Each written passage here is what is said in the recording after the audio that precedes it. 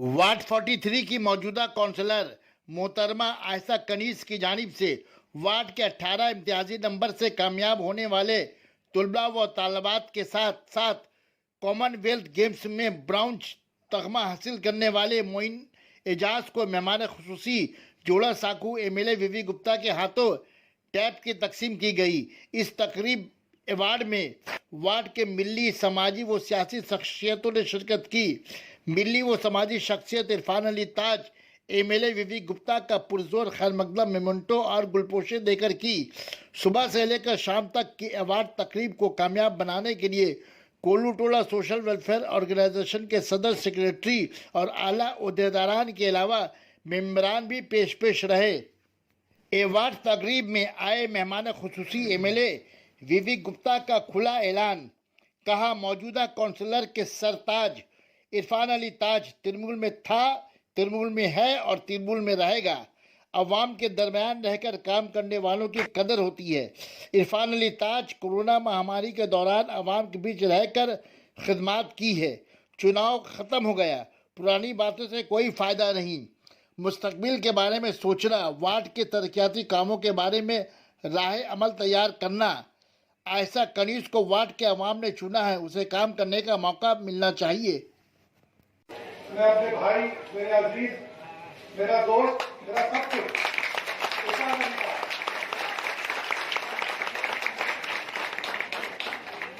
मैं आयशा जी से बिना पूछे एक बात कह रहा हूं, क्योंकि ये बात मैंने भी कही थी। हम लोग एक बात बार बार कहते हैं पर लोग समझना नहीं चाहते। मुझे जब यह आया तो बात मुझे बता रहा था कि चुनाव खत्म हो गए, जनता ने अपना नेता चुन लिया और अब वो पूरे 43 नंबर वार्ड का नेता है। किसी दल का, किसी निर्दलीय का, किसी उसका नहीं। 43 नंबर वार्ड में जितने लोग हैं उन सब का काउंसलर आएगा।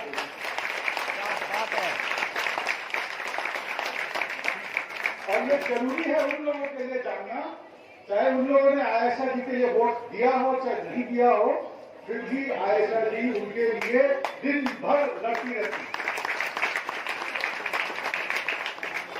ऐसा कोई दिन नहीं जाता, ऐसा कोई मौका नहीं जाता जब ताज या इसके टीम से कोई ना कोई हमको बोलता साहब मेरे इलाके में ये प्रॉब्लम है, मोहम्मद जान में ये प्रॉब्लम है, यहाँ ये करना चाहते हैं, ताराचक सीट में ये करना चाहते हैं, फलाने जगह ये करना।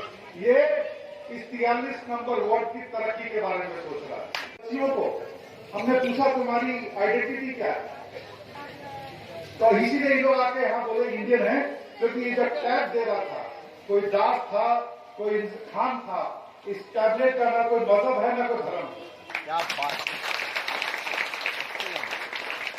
और ये बच्चे जब इसको यूज करेंगे और जब वो तरक्की करेंगे, एक देश को, एक मोहल्ले को, एक वार्ड को, एक जोड़ा साकू को, एक पूरे देश का नाम रोशन करेंगे, किसी मजहब का नाम रोशन नहीं। उसको हम पीछे छोड़ आए हैं उस मंजिल में। मेरे लिए आज तृणमूल में था, है और रहेगा।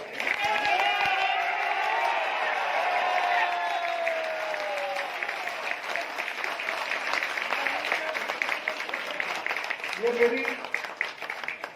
मेरी निजी राय है और मैं ऊपर वाले से मेरी हर दिन प्रार्थना रहती है कि घर का लड़का घर किसी ना किसी दिन बहुत जल्द वापस आएगा। मगर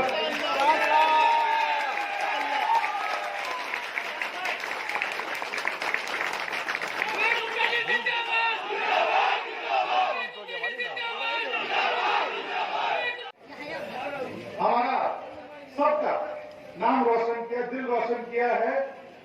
और मोइन, तुम जो भी खेल खेल रहे हो उसमें आगे जो भी मदद चाहिए मैं यहाँ पब्लिक की अनाउंस कर रहा हूँ। जो मुझे बन करेगा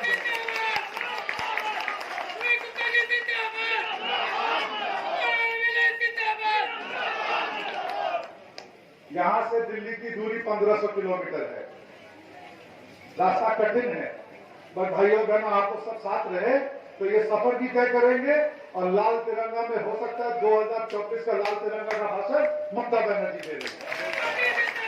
जब भी कोई चुनावी बात करे तो उनको एक ही चीज बोले, चुनाव हो गया, अभी टाइम है भाई, तब भाषण थोड़ा 2 साल बाद बोल देना। दीदी के लिए बोलना है बोलो।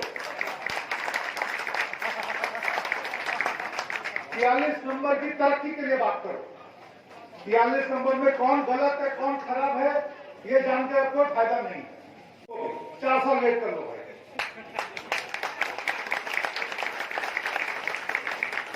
एमएलए बदलना है 3.5 साल वेट कर लो, नहीं बदलना ठीक है।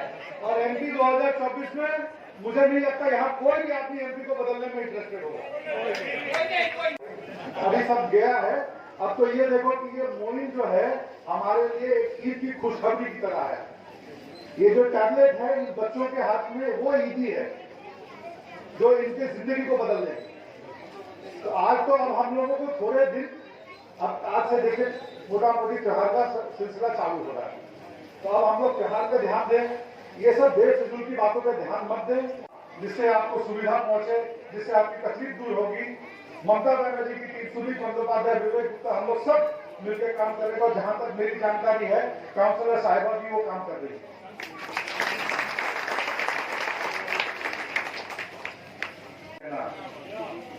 छोड़ो इन बेकार की बातों को, अभी हमें बहुत आगे है जाना। नमस्कार, धन्यवाद।